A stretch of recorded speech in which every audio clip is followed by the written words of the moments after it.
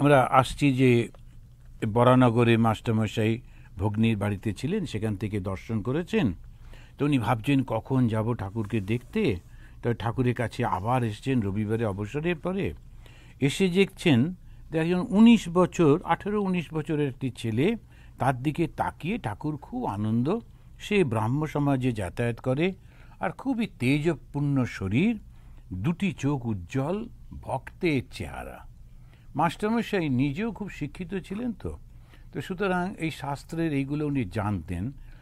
যদিও নরেন্দ্রনাথ হচ্ছেন জ্ঞানী, কিন্তু তার চেহারাটা দেখে মাস্টারমশাইয়ের মনে হয়েছিল যে তিনি তার ভক্তের চেহারা।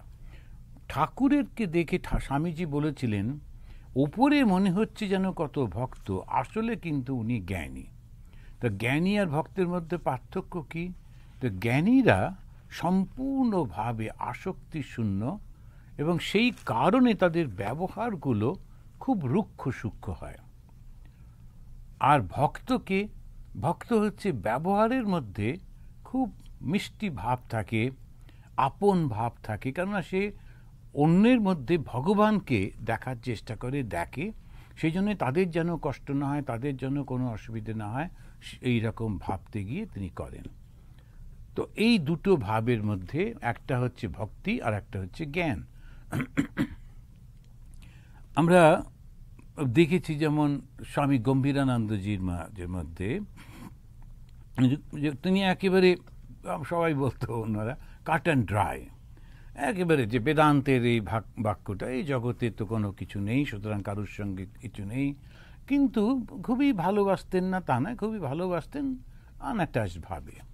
আবার স্বামী বীরেশ্বরানন্দজি মহারাজকে দেখেছি সর্বদাই সকলের জন্য চিন্তিত থাকতেন, কারুর জন্য কোনো কষ্ট না হয়, কারুর কোথায় কি হলো খুব উদ্বিগ্ন হয়ে সবাইকে খোঁজ খবর রাখা, এই দুটোই দেখা যেত। তো অন্ততপক্ষে একজনকে বাইরে থেকে মনে হতো জ্ঞানী, আর একজনকে মনে হতো ভক্ত। তো স্বামীজি বলছেন ঠাকুরকে উপর থেকে ভক্ত মনে হলেও ভেতরে উনি জ্ঞানী ছিলেন, আর আমাকে উপরে জ্ঞানী মনে হলেও আমি ভেতরে ভেতরে ভক্ত। তো সবার জন্য কেঁদে আকুল, খুব একেবারে যত মানুষ কষ্ট পাচ্ছে স্বামীজি কাঁদছেন। তো ওইটাই মাস্টারমশাই ধরেছেন ঠিক ওর চেহারাটা দেখে, যে একটা 18-19 বছরের ছেলে, উজ্জ্বল চেহারা, চোখগুলো বড় বড়, তো তেজপূর্ণ, কথাগুলোর মধ্যে বেশ তেজ রয়েছে, কিন্তু তিনি বলছেন ভক্তের চেহারা।